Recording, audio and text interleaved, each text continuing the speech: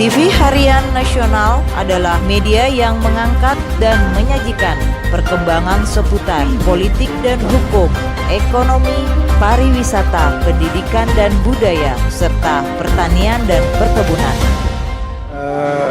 Terima kasih ya Bang ya. Saya pasangan nomor urut 3, calon Bupati Saburejoa tahun 2020. Nama saya Takem Irianto Rajapono. Pasangan saya Hegi Herman Rajahaba, pasangan nomor urut 3. Yang pertama saya ingin nyatakan kagum ya.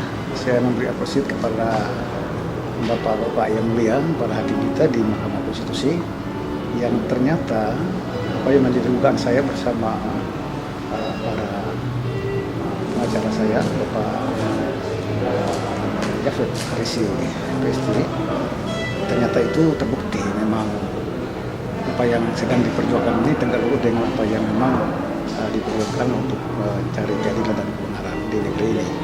Oleh karena itu sekali lagi saya menyatakan apresiasi buat Bapak Hakim yang mulia, kira-kira begitu.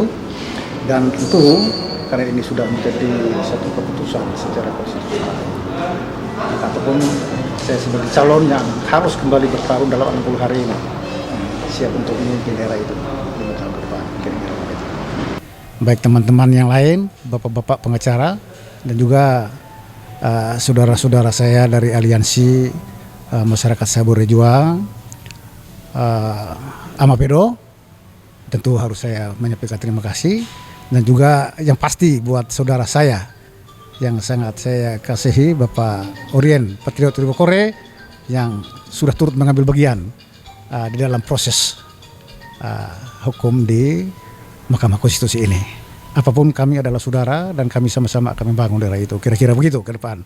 Walaupun dalam 2 bulan ke depan saya akan menjadi bagian yang akan mengambil posisi sebagai yang ikut bertarung ya bersama saudara atau teman saya Pak Nikodemus Riheke dengan Yohanes Ulikale. 60 hari saya pikir waktu yang cukup singkat ya. Kalaupun pertama kami sudah melewati ya dalam masa yang cukup panjang, melelahkan sekali, sudah dilewati dengan baik. Namun kita harus berhadapan dengan persoalan yang sudah kita selesaikan ini ya. 60 hari saya pikir tidak menjadi soal. Apapun alasannya, bahwa perintah Mahkamah Konstitusi harus kita lakukan. 60 hari wajib dilakukan PSU ini demi sebuah kedaulatan yang harus kita berjuangkan bersama di Republik ini kira-kira. Dan saya sebagai kandidat yang ikut bertarung bersama calon wakil saya yang akan mendampingi saya, Pak Herman Hegi Rajahaba, menyatakan siap untuk mengambil bagian dalam proses atau tahapan KPU berikutnya dalam posisi yang kita kenal dengan PSU ini sesuai putusan hakim yang mulia kira-kira. Jadi singkat kata kami siap untuk bertarung dalam posisi itu. Terima kasih. Ingin memberi apresiasi kepada MK.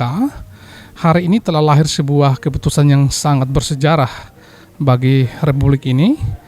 Dan saya menyamakan keputusan hari ini dengan apa yang terjadi di Amerika tahun 1803 ketika Justice Marshall memutuskan kasus Madison and Marbury di Amerika Serikat yang kemudian menjadi dasar dari lahirnya Mahkamah Agung dan Mahkamah Konstitusi di seluruh dunia. Ini putusan yang sangat historik ya. Dan ini akan menjadi jurisprudensi bagi negara ini ke depan. Dalam konteks seperti itu, saya ingin berterima kasih sekali lagi kepada Mahkamah Konstitusi yang telah menunjukkan eksistensinya sebagai mahkamah yang menjaga dan mengawal konstitusi atau the guardian of the constitution. Dan saya kira ini memberi harapan bagi Republik ini, memberi harapan bagi siapapun yang ingin mencari keadilan di Mahkamah Konstitusi, bahwa Mahkamah Konstitusi dan para hakimnya masih tegak lurus membela konstitusi. Ini sesuatu yang luar biasa yang perlu diapresiasi. Yang kedua, tentu saya juga mengucapkan selamat kepada rakyat Saburejoa karena telah berhasil mendapatkan kembali kedaulatannya yang sebelumnya telah diobok-obok, telah dirampok secara vulgar oleh tangan-tangan politisi mafioso yang mencoba dengan kekuatan kapitalisme keuangannya yang besar untuk menghancurkan kedaulatan rakyat dengan melakukan manipulasi terhadap proses-proses demokrasi Dan ini yang sebetulnya kita perjuang, kita lawan. Kita ingin mengembalikan kedaulatan rakyat yang hakiki itu, bahwa rakyat dihormati dalam proses memilih kepala daerahnya. Ini sangat penting bagi Republik ini. Saya kira sudah dari fakta persidangan yang kita lihat tadi, dalam pertimbangan Mahkamah Konstitusi nampak sekali jelas bahwa Orion adalah warga negara asing. Kewarganegaraannya itu Indonesianya telah gugur secara otomatis ketika dia menerima kewarganegaraan warga Amerika, atau juga karena dia telah memegang paspor Amerika. Itu menunjukkan bahwa dia warga negara Amerika, dan itu gugur secara otomatis, tidak perlu upaya administratif untuk mengukuhkan pelepasan kewarganegaraannya. Dan saya kira ini sebuah pertimbangan yang sangat masuk akal, dan itulah sesungguhnya esensi dari hukum kewarganegaraan kita, bahwa kita menganut asas tunggal. Kita hanya boleh menganut memegang satu kewarganegaraan. Itu saja. Indonesia saja atau Amerika saja dalam perkara ini. Letak masalahnya ada ketidakjujuran, ya, kalau boleh menggunakan istilah, kalau tidak mau menggunakan istilah kebohongan, ya.